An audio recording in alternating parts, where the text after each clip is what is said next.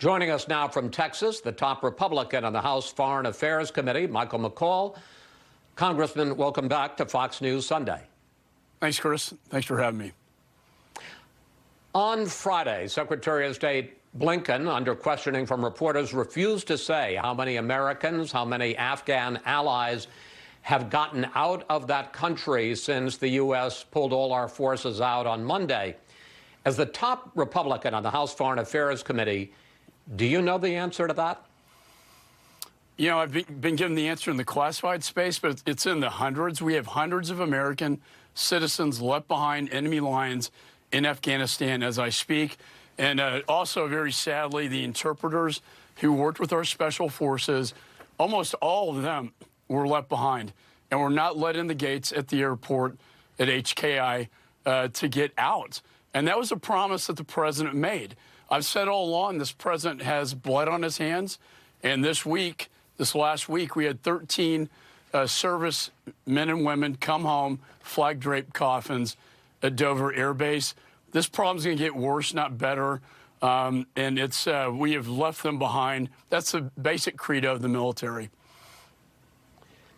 Sir, I asked a slightly different question, though, than the one you answered. Not how many are still left. Do you know how many of those Americans and how many of those Afghan allies have gotten out of the country since we pulled out on Monday? Right. So the Americans themselves, probably around 5,000 range, and the visa card holders. No, sir. Wait. No, what I'm asking is, since we left the country on Friday, how many Americans have gotten out of Afghanistan since we pulled out? How many Afghan allies have gotten out since the Taliban was in complete control of the country? I understand. Zero. And in fact, we have 6 airplanes at Mazar Sharif Airport, 6 airplanes with American citizens on them as I speak, also with these interpreters, and the Taliban is holding them hostage for demands right now. The state has cleared these flights, and the Taliban will not let them leave the airport. So I'm sorry, the answer to your question is zero. And that's my concern, is they're going to demand more and more, whether it be cash or legitimacy, as the government of Afghanistan. Let me pick up on this, because I didn't know this. You're saying that there are Americans on airplanes ready to fly out of Afghanistan right now, and they're not being allowed out because Taliban is making demands. What demands are the Taliban making? Well, they are not clearing the airplanes to depart. They've sat at the airport for the last couple of days, these planes, and they're not allowed to leave. We know the reason why is because the Taliban wants something in exchange. This is really, Chris, turning into a hostage situation where they're not going to allow American citizens to leave until they get full recognition from the United States of America.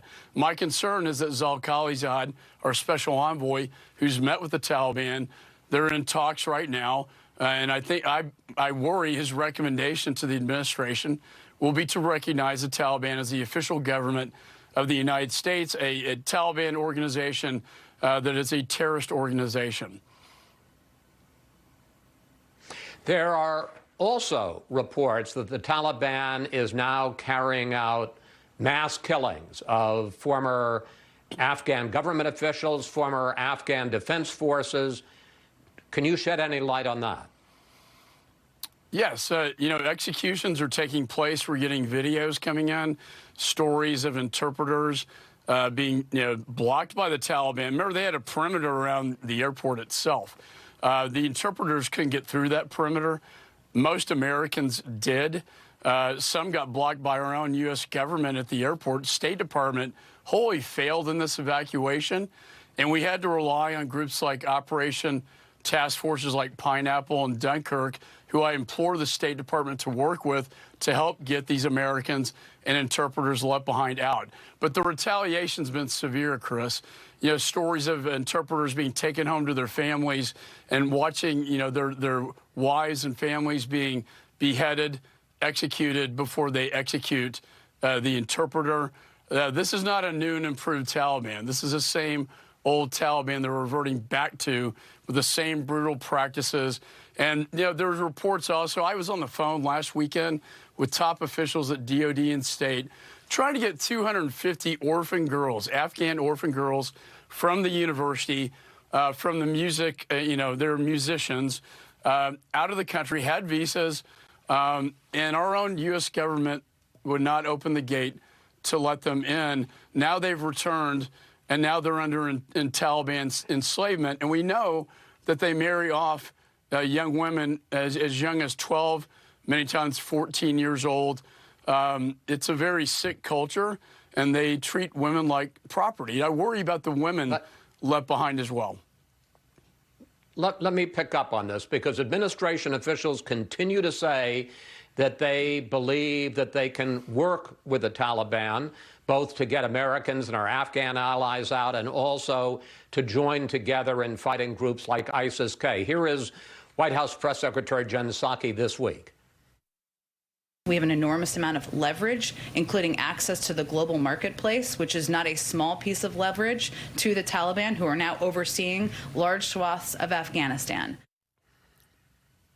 Given that they are now in charge of Afghanistan, should we try to find some way to work with the Taliban? Can we find some way to work with the Taliban? Well, I think in many respects, because this administration ignored the warnings of the intelligence community assessments, overrode the top generals, we find ourselves in this very precarious, dangerous situation where the Taliban is now dictating terms to us, where they are dictating the terms of our exit strategy, dictating whether Americans can leave or not, or the interpreters. And Mr. Putin himself stared down our president at the summit and said, you cannot build ISR intelligence capabilities in the region. The problem is, Chris, we've gone dark. When Bagram went down, when we turned it over to the Afghan partners now in Taliban hands with all the cash and weaponry, when our embassy went down, we went dark. We have no eyes and ears in country, and we can't see Russia, China, and Iran. This is a major national security threat. I warned the administration for months to get the Americans out, but also establish this ISR capability, which we have none now. Now we're left in this very desperate situation, a very bad foreign policy of having to negotiate with the Taliban, which I was always skeptical of having to do. Yeah, we do have frozen assets. That's the only leverage we have left, because we have no military on the ground and we have no intelligence capability on the ground. Let me pick up on that, because the president continues to talk about our, quote, over-the-horizon ability to combat terrorists, which basically means we can do it from outside of Afghanistan. And he points to the 2 hits in the last week or so on ISIS-K terrorists. How do you assess the terror threat from Afghanistan now that the Taliban is completely in control? And how do you assess our ability to deal with that terror threat from over the horizon? It's a great question. This over-the-horizon capability is greatly exaggerated because we don't have anything near Afghanistan. It's a landlocked country surrounded by our enemies, Russia, China, Iran, who've now been emboldened by this foreign policy, blunder. So, how do we go forward? I think we have to establish that ISR, somewhere. Over-the-horizon capability means flying from the Gulf, probably countries like Qatar, which would be, anywhere from 6 to 8 hours, having to fly, around Iran, over Pakistan, get refueling.